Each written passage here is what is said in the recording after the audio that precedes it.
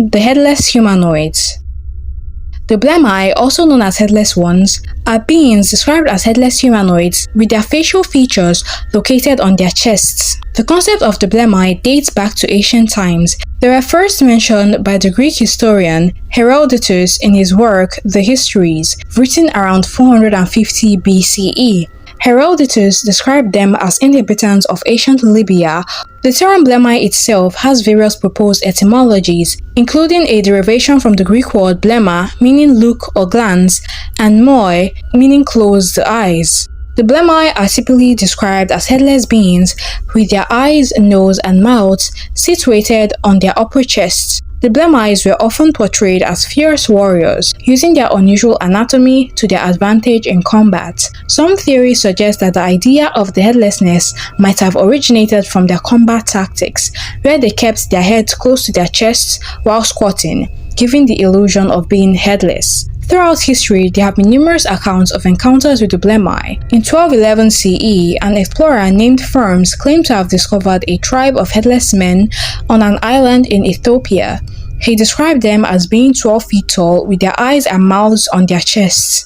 Another notable account comes from Sir John Mandeville, a 14th century traveler who also claimed to have encountered the blemmye during his journeys. Some of these accounts were likely exaggerated or fictionalized, but regardless, it contributed to the legend of the headless humanoid, which became a staple in medieval bestiaries and were often depicted in maps and illustrations of time.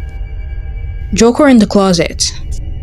The Tale of the Joker in the Closet is a story which originates from La Puente, California, and revolves around a young girl named Corinne and her encounter with a mysterious entity. In the early 2000s, Corinne lived with her parents and two sisters in a modest house. The three sisters shared a bedroom, which featured a closet with folding doors. One night, Corinne awoke to find the closet doors partially open. As she glanced over, she saw an orange glowing figure peeking around the door. This figure, which resembled the Joker from the original Batman series, had a menacing smile that filled Corinne with terror. The entity's fingers were wrapped around the door frame before it fully revealed its head, glowing from within.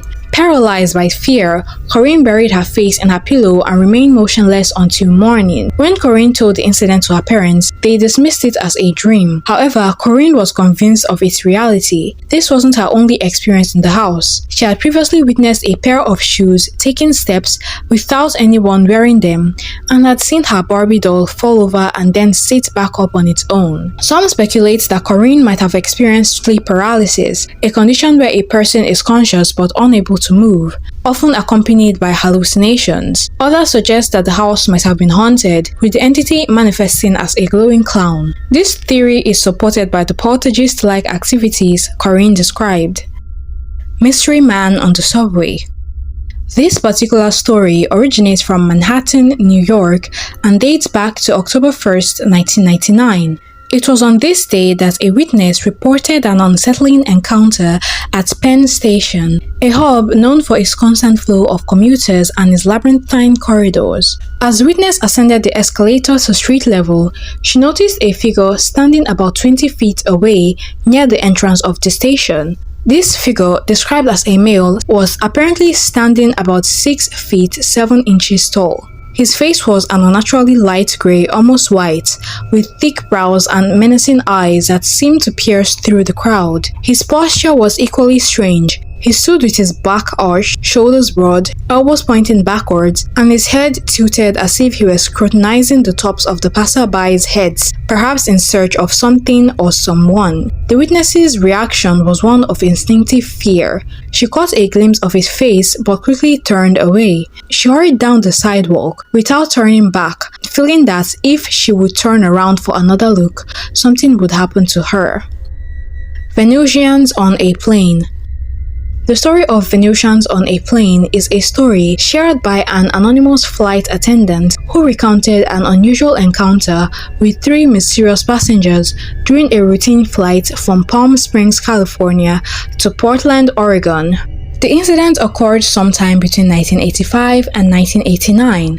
The flight attendant, who had been with the airline for 29 years, described the 3 passengers who entered the plane during a brief stop at San Francisco as extremely odd. The group consisted of a man estimated to be around 30 years old, a child around 8 years old, and a middle-aged individual. They were all dressed in what the witness described as a Sears Roebuck work clothing and carried no luggage. The man, who sat in seat 23D, had piercing eyes and an unusual forehead. His behavior was weird from the start. He asked the flight attendant about the mass and velocity of the aircraft, a question she found strange and could not answer. When it came time to order food and drinks, he seemed unfamiliar with the items and needed everything listed out for him. Throughout the flight, the man in the seat 23D communicated with the other 2 passengers, who remained silent throughout the entire duration of the flight. His interactions with the flight attendants and other passengers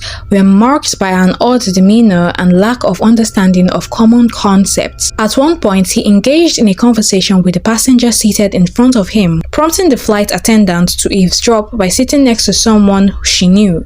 Eventually, the man asked for the restroom and the flight attendant pointed it out to him. After this, while he was setting about returning to his seat, the curious witness approached him and asked him how old he was. He dodged this question by telling her instead that he had been to other planets. After what felt like the longest flight ever, the attendant and passengers finally landed in Portland. As they disembarked, the strange man approached the flight attendant and asked why she would sit with someone she disliked, which startled her as it seemed he had read her mind. He then gave an even stranger response to her earlier question about his age, saying, "I am light years old." The attendant believed he was serious, given his bizarre behavior and apparent psychic abilities. She later observed the 3 strange passengers getting into a limousine with tinted windows, which struck her as odd given their work clothing. She mentioned that she had never encountered anything like this before or since, and her fellow crew members were equally disturbed by the incident.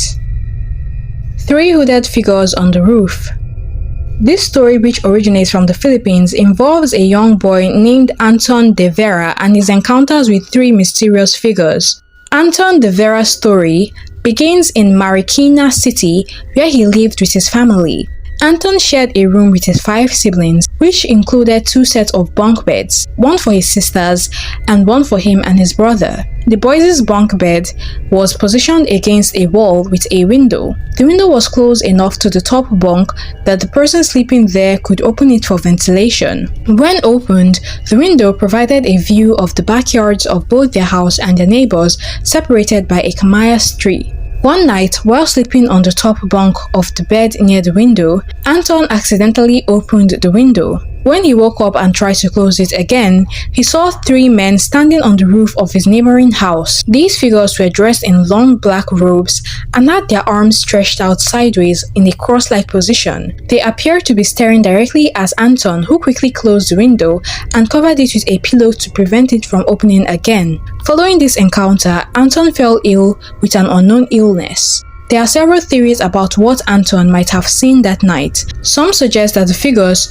could be a manifestation of the Kumakatok, given their similar appearance and the subsequent illness Anton experienced. Others propose that the figures might be a form of shadow people or other paranormal entities known to appear in hooded forms. Another theory is that Anton's near-death experience as a child, in which he accidentally stabbed his left eye on the antenna of his television set, gave him the ability to perceive paranormal entities and might have made him more susceptible to such sightings. Chile's Millennium Humanoids. The Chile Millennium Humanoids are entities that are said to have been encountered in various parts of Chile. The term Millennium Humanoid was coined to reflect the time period during which these sightings became prominent. They first gained significant attention in the early 2000s, with reports emerging from various regions of Chile. These reports often describe encounters with humanoid figures that defy conventional explanations. Descriptions of the Millennium Humanoids vary, but there are some common characteristics reported by witnesses. These beings are typically described as humanoid in shape, standing between 4 to 7 feet tall. They often have elongated limbs and large almond-shaped eyes. Their skin is usually depicted as being pale or grayish, and they are sometimes reported to have a slight luminescence. Witnesses have also noted that these entities move with an unusual grace, almost as if they are gliding rather than walking. Encounters with the Millennium humanoids have been reported across various regions of Chile, with a concentration of sightings in remote or rural areas. One of the most famous sightings occurred in the Atacama Desert, where a group of travelers reported seeing a humanoid figure standing on a hill. The figure was described as being around 6 feet tall with glowing eyes. As the travelers approached, the entity reportedly vanished into thin air. Another notable encounter took place in the Andes Mountains, where a hiker claimed to have come face to face with a Millennium humanoid. According to the hiker's account, the being appeared suddenly and emitted a low humming sound that seemed to resonate through the surrounding area. The hiker was afraid due to the encounter, before the humanoid eventually disappeared into the dense forest. In another notable encounter, a resident of Santiago claimed to have seen a humanoid figure in their backyard late at night. The witness reported feeling an overwhelming sense of calm during the encounter, which lasted for several minutes before the entity disappeared. In addition to these individual encounters, there have been reports of multiple sightings occurring simultaneously in different locations. This phenomenon has led some researchers to theorize that the Millennium humanoids may be part of a larger coordinated presence, possibly operating with a specific purpose or agenda. The Ferri Case. The sources about this case is extremely limited, but this is what I was able to find. On October 1984, at 3:30 a.m., Isidoro Ferri, a doorman, was sleeping normally with his son and other relatives in his bedroom when he was awakened by a strong light in his face. Initially, he did not understand the origin of the light. Then, in a few moments, he saw that it came from an individual of humanoid appearance at a distance of approximately 40 meters, apparently on a nearby hill, who had some sort of powerful flashlight or beacon on the head. Ferri first thought it was a poacher, but suddenly he changed his mind as the figure disappeared in a fog or in a blur, and left behind a dark horizontal line under which 3 flames went down towards the ground. Some sources say Ferri tried to approach the window, but he remained paralyzed until the light seemed sucked back. A red sphere then appeared, which had an intermittent light that hurt the witness's eyes, and he had red and irritated eyes for several days. This glowing red sphere is said to have disappeared behind the hills. The dog who slept outside had not barked. He showed an abnormal behavior by refusing any food for several days and by staying inside its doghouse during the next 2 weeks, without barking after passers-by. In the surroundings, 3 circular holes of 10 centimeters diameter were discovered where the grass seemed to have undergone a pressure, but no radioactivity was detected.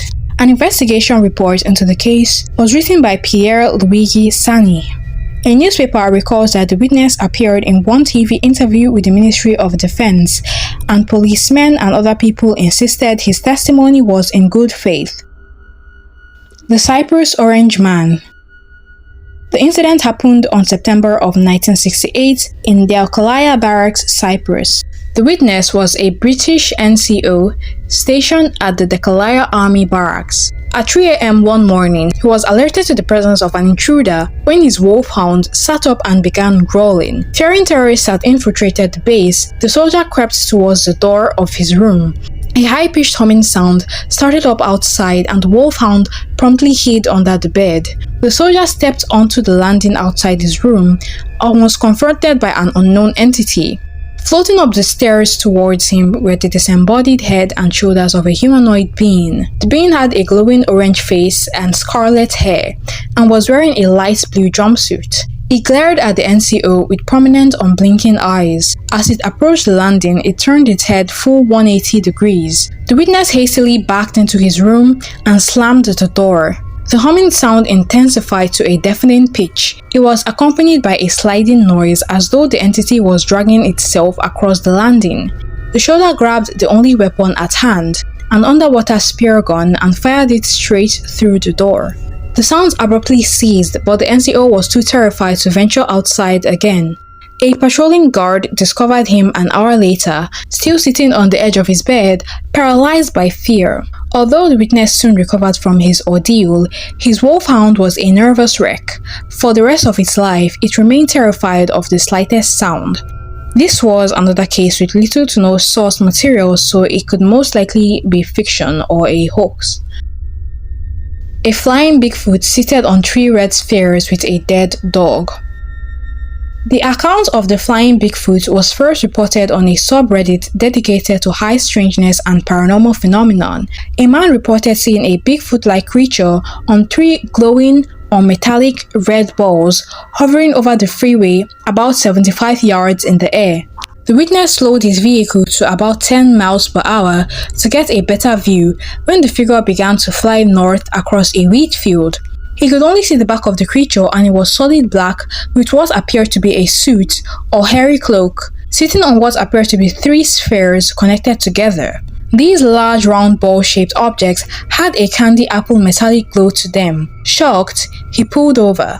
He could see what appeared to be a dead dog, possibly a black and white Sheltie, hanging from the left side of this vehicle on a rope. The figure then flew across the field towards Smith Road. The witness jumped into his car and sped, positioning himself to get a clearer view of the figure. Realizing it was being followed, the figure turned and flew back westward. After that, he couldn't get another glimpse of it. Uncanny Valley Predator. The concept of the Uncanny Valley is a fascinating phenomenon in robotics and artificial intelligence, first introduced by Japanese roboticist Masahiro Mori in 1970. It describes the strange feeling people experience when encountering humanoid objects that appear almost but not quite human. The discomfort arises from the object's near-human appearance, which triggers a sense of unease and revulsion. The Uncanny Valley Predator humanoid theory builds on this concept, suggesting that our evolutionary history might explain why we react so strongly to these almost human figures. The Uncanny Valley refers to the deep emotional response that occurs when a humanoid entity closely resembles a human but has slight imperfections that makes it unsettling. As the humanoid becomes more human-like, the observer's affinity increases until it reaches a point where the likeness is so close but not perfect, causing a sharp drop in the valley of discomfort. The predator hypothesis of the Uncanny Valley suggests that our ancestors might have encountered predators that evolved to look almost human. These predators could have used their human-like appearance to deceive and approach humans more easily. This theory implies that the discomfort we feel when encountering almost human-like entities is a remnant of an ancient survival instinct. While there is no direct evidence of such predators, the hypothesis provides a compelling explanation for the intense emotional response triggered by near-human figures. If you were here from the start, then thank you for sticking around. If you're new, then there's a playlist for you to catch up. And with this, we conclude the Humanoid Encounters Iceberg. Thank you so much for watching.